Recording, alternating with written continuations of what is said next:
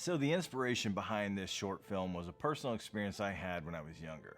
Now, when this happened to me, I wasn't alone, but that didn't make it any less frightening. So, my mom went out for the night, and my brother and I were home alone. Really, not that uncommon of occurrence. When mom would leave us home like this, we would be really sure to lock all the windows and doors. We did that because there were some other occurrences in the home that kind of left us on high alert.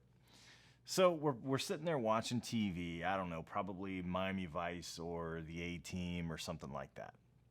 We hear this really loud noise that came from the kitchen, the next room over from us.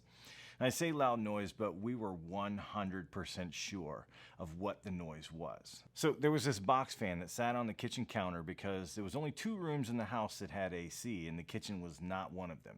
So this fan, it kind of sat on this like island countertop that sat in the middle of the kitchen, and it was plugged in over by the freezer.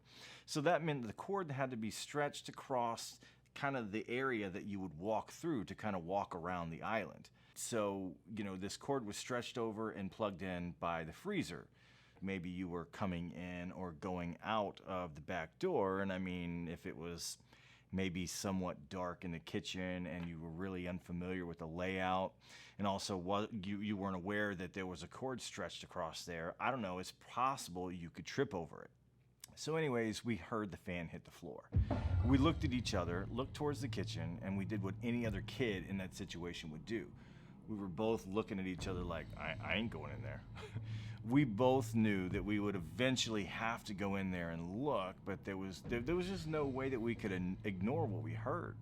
So eventually we gathered up enough courage to go and look. We walked into the kitchen together and immediately saw that the back door was wide open. Now that door was both locked on the handle and the top lock was bolted shut. And it was just sitting wide open, and the fan was laying on the floor. We froze. We were completely unsure of what to do. I'm not sure if this is the preferred option, though I guess it kind of is. Someone was already in the house and went into the kitchen, didn't see the cord, and tripped over it.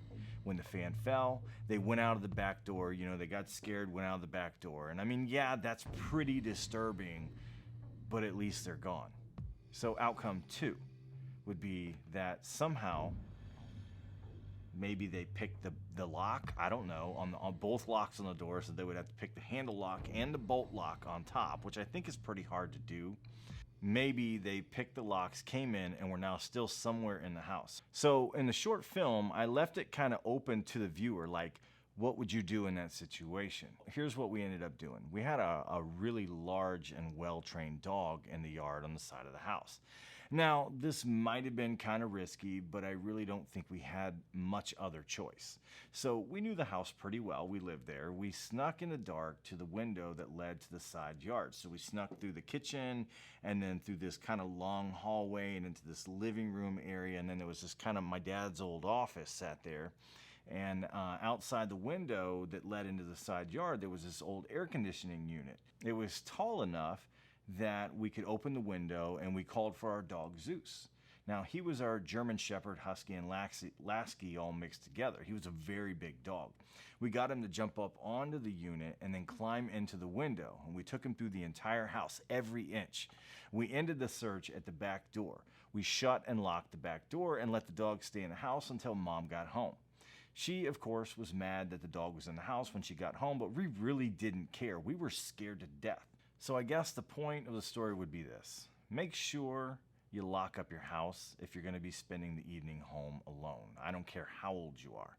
And maybe it would be a good idea to keep your phone on you, right? You know, we kind of played around with the idea of letting your phone charge on the kitchen counter or whatever, and then, you know, the phone was put over on the table. Maybe it was bait, maybe it wasn't, you know, just kind of left it open there. Just kind of had fun with that. But what I will say is when this happened to my brother and I, cell phones were not a thing. This happened back in the 80s.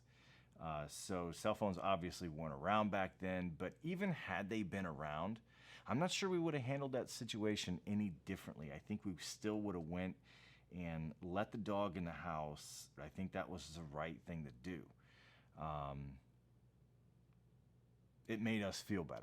So anyways, yeah, I hope this never happens to you, but maybe just food for thought. What would you do in that situation? And it might be a good idea to kind of run through that in your head so that maybe if you're ever in a situation similar to that you would kind of have some idea of what you might do.